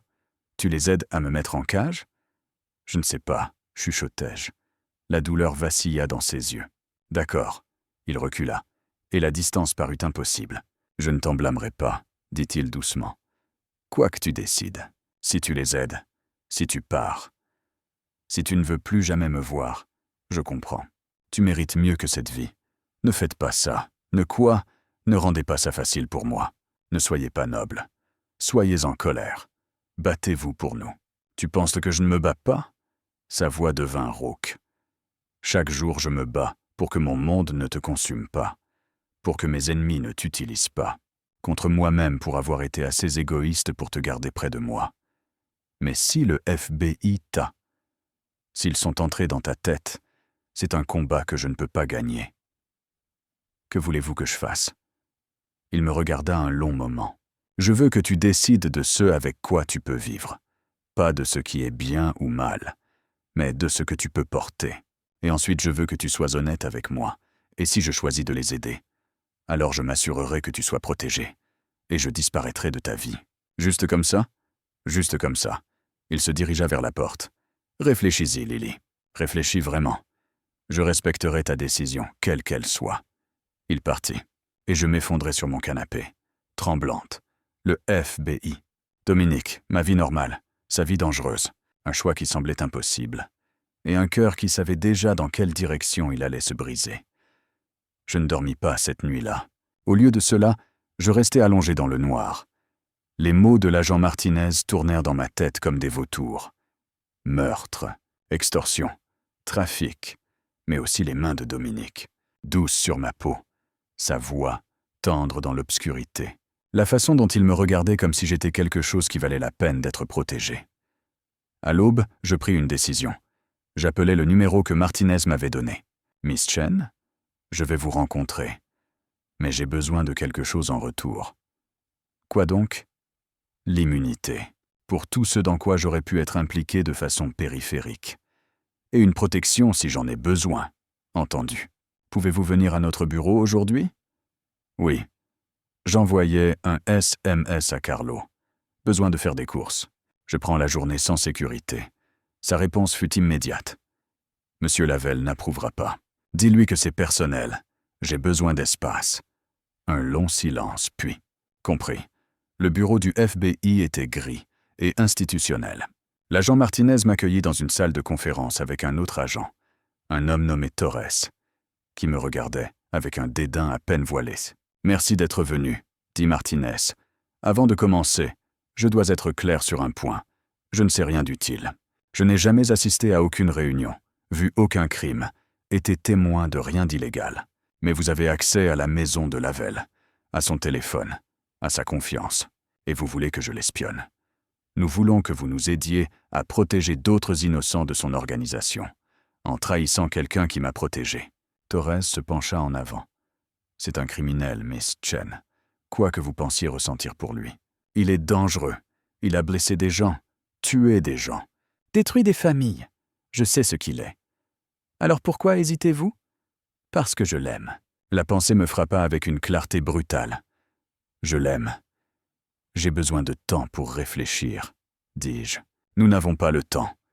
Nous avons une fenêtre étroite. J'ai dit que j'avais besoin de temps. » Je me levai. « Vous voulez ma coopération ? Alors donnez-moi l'espace nécessaire pour comprendre ce que cela signifie. » Je sortis avant qu'il ne puisse répondre. J'allai à la bibliothèque, cherchant du réconfort dans les espaces familiers. Mais même entouré de livres, je me sentais sans attache. Vers midi, mon téléphone sonna. « Dominique. » Je répondis sans réfléchir. « Allô ? Où es-tu » Sa voix était tranchante d'inquiétude. « Au travail. »« Non, tu n'y es pas. J'ai appelé la bibliothèque. Tu as pris ta journée. » Bien sûr qu'il avait vérifié. J'avais besoin d'espace. De la sécurité ou de moi. Des deux. D'aucun. Je ne sais pas. Une pause. « As-tu rencontré le FBI » Mon silence fut une réponse suffisante. « Lily. » Je ne leur ai rien dit. « Pas encore. »« Dominique, où êtes-vous ? Je viens te chercher. »« Non. J'ai besoin de... » Des cris. Quelqu'un criait. Je levai les yeux et vis des gens courir devant les fenêtres de la bibliothèque. Puis j'entendis des coups de feu, proches et nets. « Lily. » Qu'est-ce qui se passe ? Je ne sais pas. Il y a... La fenêtre de la bibliothèque explosa vers l'intérieur. Les gens hurlaient. Je me laissai tomber au sol, le téléphone tombant avec fracas, tandis que le verre pleuvait autour de moi. Plus de coups de feu, plus proches cette fois. Je rampais derrière le bureau de circulation, le cœur martelant. À travers le chaos, j'entendis une voix, calme, contrôlée, donnant des ordres. « Trouvez-la, la Féo de Lavelle. Elle est ici quelque part. » La terreur me noua la gorge. Ils étaient ici pour moi. Quelqu'un me saisit le bras. Je criais, mais c'était Marcus. Son visage était blanc de peur. Sorti de secours. « Viens. » Nous courûmes à travers la zone du personnel. D'autres employés se recroquevillaient dans les coins. Derrière nous, j'entendais des hommes crier. « Cherchez !» Marcus me poussa vers la porte arrière. « Pars. Cours. Viens avec moi. Je vais les ralentir. Pars, c'est tout. » Je déboulai dans la ruelle. Et immédiatement, quelqu'un se plaça devant moi. Pas les hommes de Dominique. Quelqu'un d'autre. Quelqu'un avec des yeux froids et une arme. Te voilà enfin. Je me tournai pour courir. Il m'attrapa les cheveux, me tira en arrière. La douleur explosa dans mon crâne. « Le patron veut te voir. On va avoir une petite discussion sur ton petit ami. » Il me traîna vers une camionnette. Je me battis, hurlant, donnant des coups de pied. Mais il était trop fort. La porte de la camionnette s'ouvrit, et puis il s'effondra, le sang fleurissant sur sa poitrine. Carlo apparut de nulle part, arme levée. « Baissez-vous. » Encore des coups de feu. Carlo riposta, avançant comme un soldat. 2 autres hommes tombèrent. Puis Dominique fut là, matérialisé comme s'il était sorti d'une ombre. Son expression était absolument meurtrière. « Emmène-la à la voiture », aboya-t-il à Carlo. « Monsieur, maintenant !» Carlo me tira vers un SUV noir. Je regardai en arrière pour voir Dominique avancer sur l'assaillant restant. Et le calcul froid dans ses yeux était terrifiant. « Ne regarde pas », dit Carlo. Montez, c'est tout. Un dernier coup de feu. Puis Dominique courait vers nous. Se glissant sur la banquette arrière à mes côtés, alors que Carlo démarrait en trombe. « Es-tu blessé ?» Les mains de Dominique étaient sur moi, vérifiant d'éventuelles blessures. « T'ont-ils touché ?»« Ça va. » Il m'attira contre lui, et je le sentis trembler. Dominique, qui n'était jamais ébranlé, tremblait. « Ils ont failli t'avoir. » Souffla-t-il. « Ils ont failli. » Qui était-il? Les gens de Russo. Il a rompu l'accord. Sa voix devint mortellement calme. Et maintenant, ça va être la guerre. Il m'emmena dans un endroit que je n'avais jamais vu. Un bâtiment fortifié en centre-ville, tout d'acier et de pierre. L'intérieur ressemblait à un complexe militaire. « Tu resteras ici jusqu'à ce que ce soit réglé, » dit-il. « Dominique, pas de discussion. Ces hommes, ils ont essayé de t'enlever en plein jour, Lily. Ils ont tiré dans une bibliothèque publique. Russo a déclaré la guerre, et tu es la cible, à cause de moi. Non, il me saisit les épaules, à cause de lui, parce que c'est un lâche qui pense que te faire du mal m'en fera. Il a raison là-dessus. Mais ça ne le sauvera pas. Qu'allez-vous faire ?» Ses yeux étaient noirs de fureur. Ce que j'aurais dû faire il y a des semaines, en finir avec lui. Cela signifie tuer. Oui. Dominique, ne faites pas... Sa voix fut tranchante. Ne me demande pas de montrer de la merci. Pas pour ça. Il a envoyé des hommes pour te prendre, pour te blesser. C'est une ligne que personne ne franchit. Et si vous mourrez en essayant, alors je meurs en te protégeant. Mieux vaut cela que vivre en sachant que j'ai laissé quelqu'un te faire du mal. Il m'embrassa violemment, désespérément, puis s'écarta. Je dois y aller, planifier ça.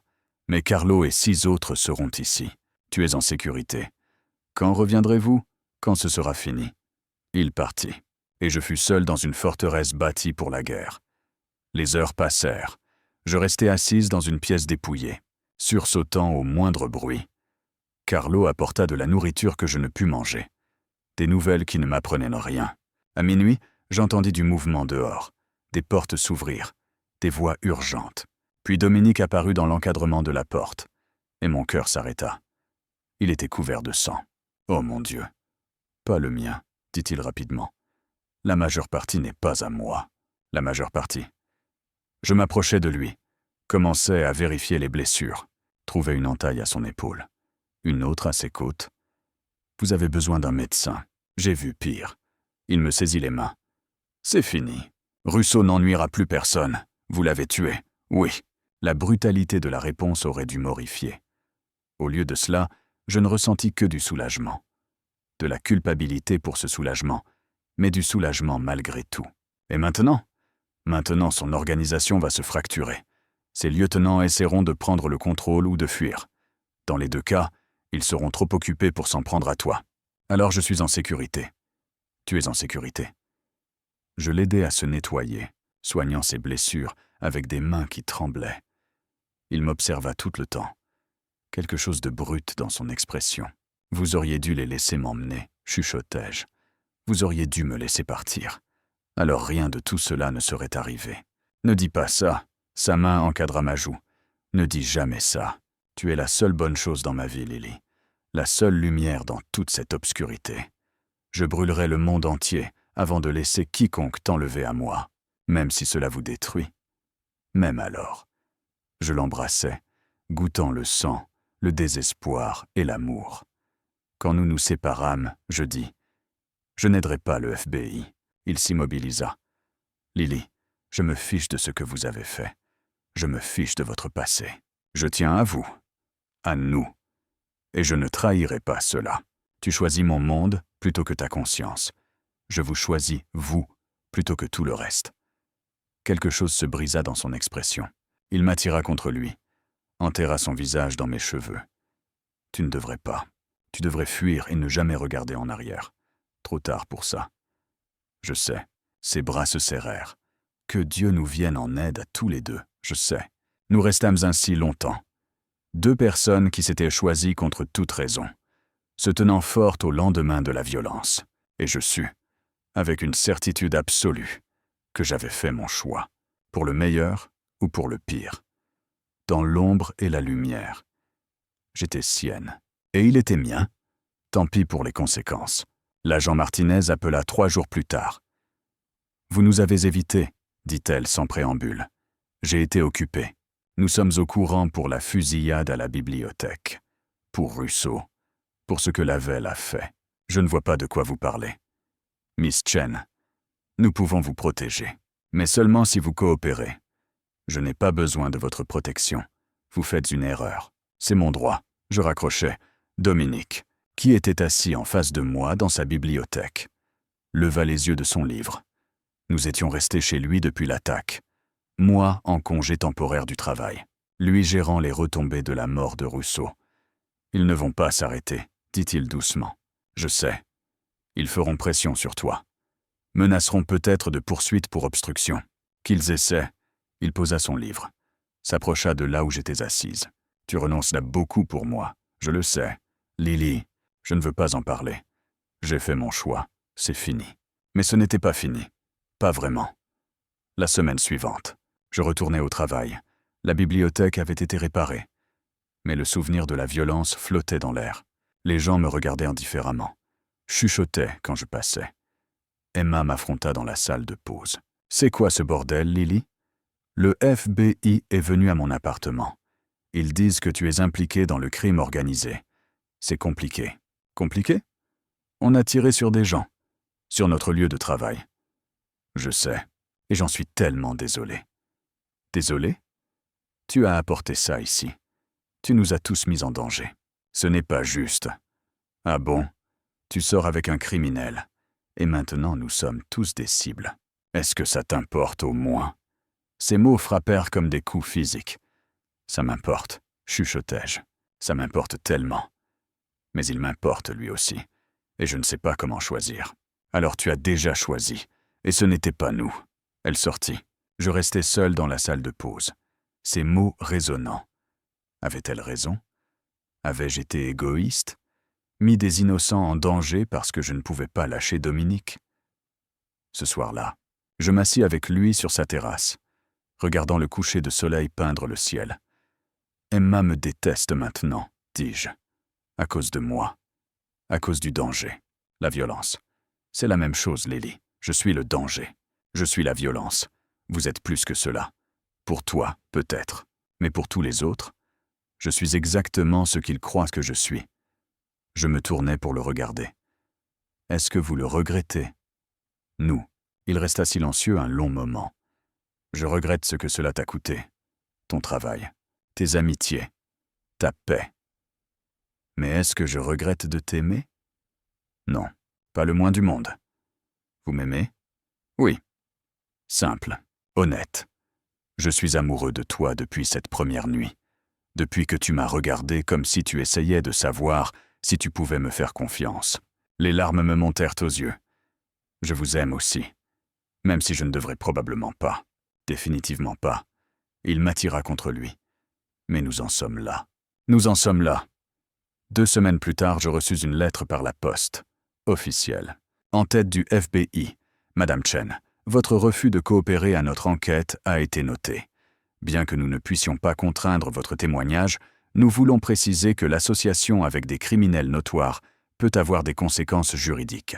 Nous vous conseillons vivement de reconsidérer votre position. De plus, nous devons vous informer que nous avons ouvert un dossier à votre nom. Toute implication future dans des activités illégales, même périphériques, entraînera des poursuites. Ceci est votre dernier avertissement. Je le montrai à Dominique ce soir-là. Ils essayent de te faire peur, dit-il. Ça marche. Qu'est-ce que tu veux faire ? Je ne sais pas. Continuer ? Fuir ? Prétendre que tout cela est normal ? Il me prit sur ses genoux, me tint serré. Et si nous nous enfuyions réellement ? Quoi ? Pas pour toujours. Mais pour un temps. Aller quelque part où ils ne peuvent pas nous toucher. Quelque part où nous pouvons juste être. Vous ne pouvez pas juste partir.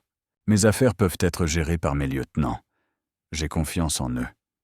Ses yeux étaient sérieux. Je suis fatigué, Lily. Fatigué de me battre. De regarder constamment par-dessus mon épaule. Et je ne veux pas que ce soit ta vie non plus. Où irions-nous ? Partout où tu voudras. L'Europe, l'Asie, l'Amérique du Sud. Choisis un endroit. Vous êtes sérieux. Totalement. J'ai des ressources. Des entreprises légitimes. Nous pourrions avoir une vraie vie, pas à nous cacher éternellement, mais assez de temps pour comprendre ce que nous voulons vraiment. L'idée était enivrante. L'évasion, la paix. Juste nous deux. Et le FBI, qu'il surveille une maison vide. Le temps qu'ils réalisent que nous sommes partis, nous serons intouchables. Et vos ennemis, ils me croiront faible. Qu'ils le croient, j'ai passé des années à être fort pour tout le monde.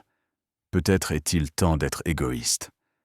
Je regardais cet homme qui avait mis son monde en pièces pour me protéger, qui avait tué pour moi, qui proposait maintenant de s'éloigner de tout ce qu'il avait bâti. D'accord, chuchotai-je. Enfuyons-nous. Cela prit 2 semaines pour s'organiser, discrètement, prudemment. Dominique transféra le contrôle de ses opérations. L'argent bougea via des canaux que je ne comprenais pas, vers des comptes que je ne pouvais pas tracer. Notre destination fut gardée secrète, même pour ces hommes les plus fidèles. Je quittai mon travail avec une excuse vague sur la famille, fis mes cartons, mis tout en garde-meuble, dis au revoir à une vie qui semblait déjà appartenir à quelqu'un d'autre. La nuit avant notre départ, Dominique me ramena au Belvédère où nous avions parlé de Paris et Tokyo. « Dernière chance, dit-il. Tu peux encore rester, retourner à ta vie normale. Je disparaîtrai. Et le FBI n'aura aucune raison de t'ennuyer. Est-ce ce que vous voulez? Je te veux en sécurité et heureuse. Si cela signifie sans moi, j'étouffai ces mots d'un baiser. Je suis le plus en sécurité avec vous. Et heureuse, je suis le plus heureuse quand vous êtes près de moi. Alors non, je ne reste pas. Même en sachant ce que cela implique. La fuite, la clandestinité, l'incertitude. Même en sachant tout cela. Il sortit une petite boîte de sa poche. À l'intérieur se trouvait une bague, simple, élégante, un unique diamant. « Je ne peux pas te promettre le normal, dit-il. Je ne peux pas promettre la sécurité, ou la stabilité, ou n'importe laquelle des choses que tu mérites. Mais je peux te promettre que je t'aimerai chaque jour pour le reste de ma vie, que je te protégerai avec tout ce que j'ai, que tu ne douteras jamais de ce que tu représentes pour moi. » Des larmes coulèrent sur mon visage. « Dominique, veux-tu m'épouser, Lily? Pas parce que tu le dois, pas parce que je te demande de choisir mon monde, mais parce que tu veux construire un nouveau monde avec moi. Un monde qui n'est qu'à nous. » Oui, je n'hésitais pas. Oui, absolument oui. Il glissa la bague à mon doigt, m'embrassa comme si j'étais de l'air et qu'il se noyait. « Nous partons demain, dit-il contre mes lèvres. Laissons tout cela derrière nous et recommençons. Où allons-nous? C'est une surprise. Mais je te promets que tu vas adorer. Le lendemain matin, nous partîmes à l'aube. Une seule voiture. Juste nous et Carlo au volant. Pas de service de sécurité. Pas de fanfare. Juste 3 personnes se dirigeant vers l'aéroport. Au terminal privé, le jet de Dominique attendait. « Où ?» demandai-je une dernière fois. « La Grèce, dit-il. Une petite île. Calme. J'y possède une maison. Je l'ai achetée il y a des années comme maison de repli. Personne n'est au courant à part Carlo. »« La Grèce, répétai-je, goûtant le mot. Vous aviez dit n'avoir jamais voyagé. Vouloir voir le monde. » Il prit ma main. « Commençons par là. » Nous montâmes dans l'avion. Tandis que nous décollions, je regardais la ville disparaître en dessous. Toute la violence, la peur, les choix impossibles. Et je sentis, pour la première fois depuis des mois, que je pouvais respirer. Dominique m'attira contre lui, et je posai ma tête sur son épaule. « Pas de regret ?» demanda-t-il doucement. « Aucun, menteuse. » Mais il sourit. « Tu regretteras parfois. Ta vieille vie te manquera. Tu te demanderas ce qui aurait pu être. » « Peut-être, mais je ne vous regretterai jamais. Même quand je vous rendrai folle, surtout là. » Il rit, le son libre et sincère. Et alors que nous volions vers un nouveau départ, je réalisais quelque chose. J'avais passé ma vie entière à jouer la prudence, choisir la sécurité plutôt que le risque. Mais le choix le plus effrayant que j'ai jamais fait, aimer cet homme dangereux, compliqué, magnifique, m'avait donné la seule chose que je n'avais jamais trouvée dans ma vie sans risque, la liberté. L'île était un paradis. Une villa en pierre blanche perchée sur des falaises, dominant une eau d'un bleu impossible. des oliveraies et des herbes sauvages dans un silence si complet qu'il semblait sacré. La première semaine, nous ne fîmes rien d'autre qu'exister. Nous dormions tard. Faisions l'amour dans la lumière de l'après-midi. Cuisinions des repas simples que nous mangions sur la terrasse. Dominique m'apprit à nager dans la crique en dessous de la maison. Je lui appris à me tresser les cheveux, riant alors qu'il s'en mêlait dans les mèches. Pas de garde, pas de danger, juste nous. J'oubliais ce que ça fait, dit Dominique un soir. Nous étions assis sur la plage à regarder le coucher de soleil peindre tout en or. La paix, le calme, le bonheur sans attendre que le ciel nous tombe sur la tête. « Est-ce que ça vous manque ?» demandai-je. « Votre ancienne vie, le pouvoir. »« Non, ça me manque. » Il fit une pause. « Le but me manque. Connaître mon rôle. Ce que j'étais censé faire. On dirait des vacances. Magnifique, mais temporaire. Ça ne l'est pas forcément. »« Ah bon ? Finalement, l'argent vient à manquer. Finalement, quelqu'un nous trouve. Finalement, nous devons décider de ce qui vient après. Qu'est-ce que vous voulez qui vienne après ?» Il me regarda. « Honnêtement, je veux ça. Vouloir me réveiller à tes côtés chaque matin sans vérifier les menaces. Vouloir être ennuyeux. Vouloir le normal. Vous seriez terrible pour être ennuyeux. » Il rit. « Sans doute, mais j'aimerais essayer. » Nous nous mariâmes sur la plage au coucher du soleil, 6 semaines après notre arrivée. Pas d'invités, pas de cérémonie. Juste nous et un officiel local qui parlait un anglais approximatif et ne posa aucune question sur le riche Américain et sa jeune épouse. Je portais une robe blanche, simple, achetée dans une boutique du village. Dominique portait du lin, ses pieds nus dans le sable. Nous prononçâmes des vœux que nous avions écrits nous-mêmes. « Je promets de t'aimer dans l'ombre et la lumière, » dis-je. « De me tenir à tes côtés quand le monde viendra nous appeler. De te choisir. Chaque jour, quoi qu'il arrive. Je promets de te protéger, dit-il. De te faire passer avant tout le reste. De construire avec toi une vie qui vaille le prix que nous avons tous deux payé. De t'aimer jusqu'à mon dernier souffle et au-delà. » Nous nous embrassâmes alors que le soleil sombrait dans la mer.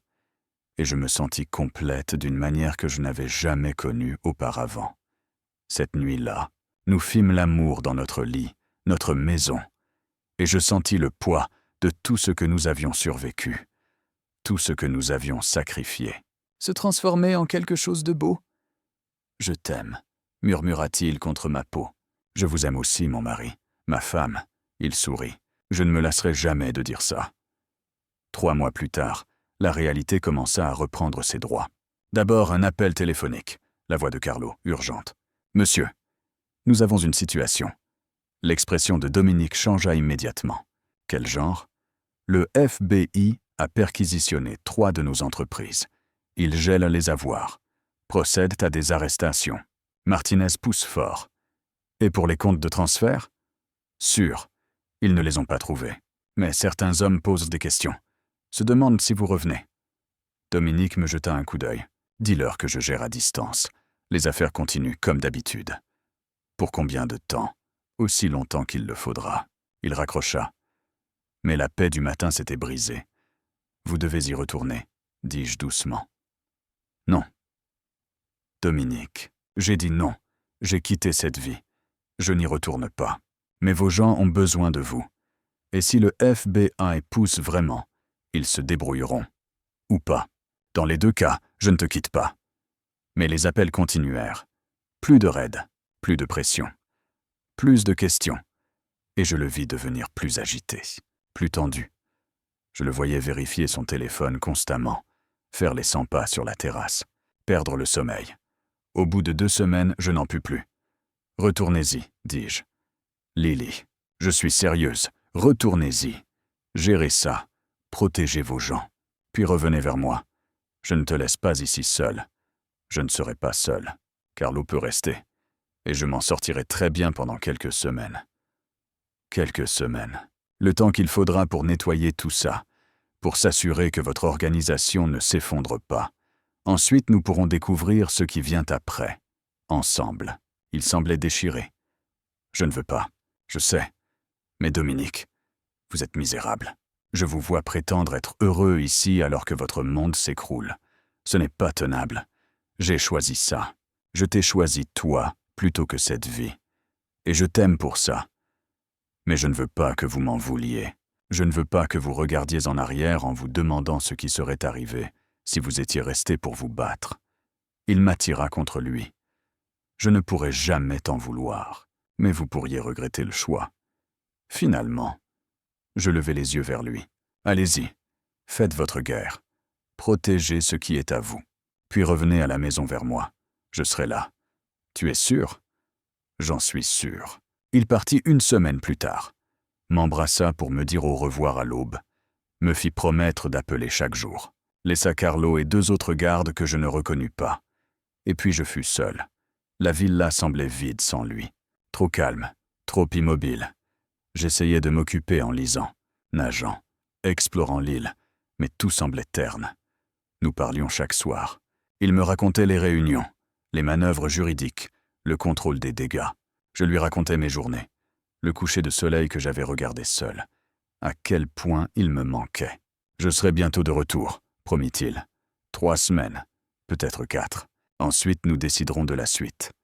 Quel genre de suite? Peut-être ailleurs. L'Europe. Mais une ville. Quelque part où tu pourras travailler si tu veux.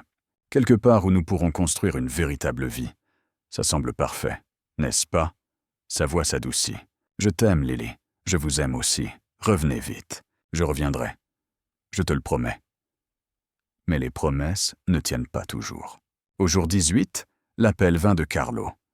Madame Lovell? Sa voix n'allait pas. Tendue, contrôlée. J'ai besoin que vous restiez calme. Mon sang devint de la glace. Qu'est-ce qui s'est passé? Il y a eu un incident. Une confrontation avec des agents du FBI pendant un raid. Monsieur Lavelle a été... Il a été blessé. Le monde bascula. À quel point? Il est en chirurgie. C'est sérieux. Mais il est vivant. Il se bat. Je reviens. Madame, il m'a fait promettre de vous garder là-bas. Il a dit que vous étiez en sécurité sur l'île, qu'il ne veut pas que vous soyez près d'ici. Je me fiche de ce qu'il veut. C'est mon mari. Je reviens. Je raccrochais. Commençais à jeter des affaires dans un sac avec des mains tremblantes. L'un des gardes, Marcus, un homme tranquille qui parlait à peine, apparut sur le pas de la porte. « Madame Lovell, nous avons des ordres. Pour me garder en sécurité. » « Je sais, mais la seule façon de faire ça pour l'instant est de m'emmener auprès de lui. Pouvez-vous faire ça? Ou dois-je affréter un bateau moi-même? » Il hésita, puis hocha la tête. « Je vais m'en occuper. » Le vol du retour parut sans fin. Je n'arrêtais pas d'appeler l'hôpital. Mais il ne voulait rien me dire.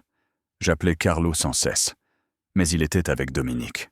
Je n'arrêtais pas d'imaginer les pires scénarios jusqu'à ce que je croie que j'allais craquer.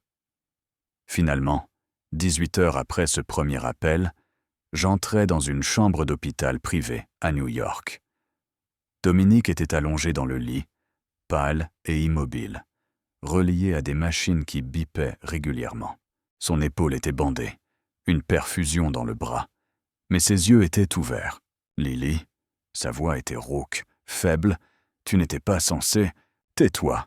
Je m'approchai de lui, pris sa main avec précaution. « Vous vous faites tirer dessus et vous pensiez que j'allais rester sur une île? Vous ne me connaissez pas du tout. » Un faible sourire. « Je sais que tu es têtu. J'ai appris du meilleur. » J'écartai ses cheveux de son front. Que s'est-il passé? Le raid a mal tourné. Un agent a eu la gâchette facile. Carlo dit que j'ai de la chance que ça ait touché l'épaule et rien de vital. Vous auriez pu mourir. Mais non. Vous auriez pu. Les larmes débordèrent. Vous aviez promis de revenir vers moi. Je reviendrai. J'ai juste besoin de quelques jours pour guérir d'abord. Je pressai mon front contre sa main, tremblante de soulagement, de peur et de colère. J'ai eu tellement peur, chuchotai-je. Tellement peur de vous avoir perdu. Pas possible. Je suis trop têtu pour mourir. Son pouce effleura mes articulations. Et j'ai trop de raisons de vivre. Il se rétablit lentement. 2 semaines à l'hôpital, puis un autre mois de thérapie physique. L'enquête du FBI stagna quand il devint clair que la fusillade était discutable. Finalement, ils reculèrent. Son organisation se stabilisa. De nouvelles structures de direction se formèrent. Les entreprises légitimes devinrent la priorité. Et lentement, Prudemment, nous commençâmes à construire quelque chose de nouveau. Pas la Grèce, trop isolée. Pas New York, trop dangereux. Nous nous installâmes à Barcelone, achetâmes un appartement surplombant la mer.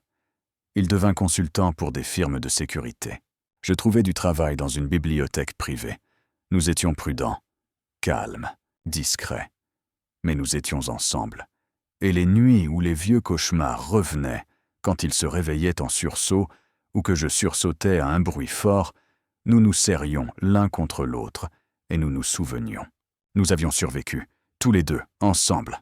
6 mois après la fusillade, nous étions assis sur notre balcon à regarder les lumières de Barcelone s'éveiller.